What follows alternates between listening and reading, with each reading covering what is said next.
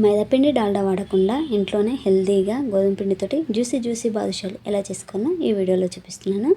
ఈ బాదుషాలు చేసుకోవడానికి ముందుగా ఒక బౌల్లోకి పావు కప్పు వరకు పెరుగు, అలాగే చిటికెడంత వంట సోడా, చిటికెడంత సాల్ట్ వేసుకొని బాగా కలుపుకోండి. ఇప్పుడు ఇందులోకి 2 కప్పుల వరకు గోధుమ పిండి, 2 టేబుల్ స్పూన్ వరకు నెయ్యి వేసుకొని పిండికి బాగా పట్టించండి. ఆ తర్వాతకి కొద్దిగా వాటర్ని యాడ్ చేసుకొని చపాతీ పిండిలాగా సాఫ్ట్గా కలుపుకొని పక్క పెట్టుకోండి. ఇప్పుడు పాకం ప్రిపేర్ చేసుకోవడానికి ఒక కడాయిలోకి 1½ కప్పు వరకు షుగరు, 1 కప్పు వరకు వాటర్ యాడ్ చేసుకొని పాకం అనేది ప్రిపేర్ చేసుకోవాలి. జస్ట్ షుగర్ మెల్ట్ అయిపోయి పాకం జిగురు అయితే సరిపోతుంది. ఆ తర్వాతకి ఇందులోకి ఇలాచి పౌడర్ కొద్దిగా పట్టుక వేసుకొని కలుపుకొని పక్క పెట్టుకోండి.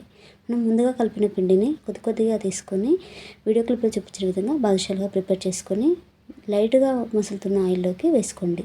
బాదుషాలు వేసేటప్పుడు ఆయిల్ అనేది లైట్ హీట్ ఉండాలండి, ఇది ఒకటి గుర్తుపెట్టుకోండి. 2 వైపులా గోల్డెన్ బ్రౌన్కి వచ్చిన తర్వాతకి షుగర్ సిరప్లో వేసుకొని ఒక హాఫ్ అన్ అవర్ నుంచి తీస్తే టేస్టీ బాదుషా రెడీ.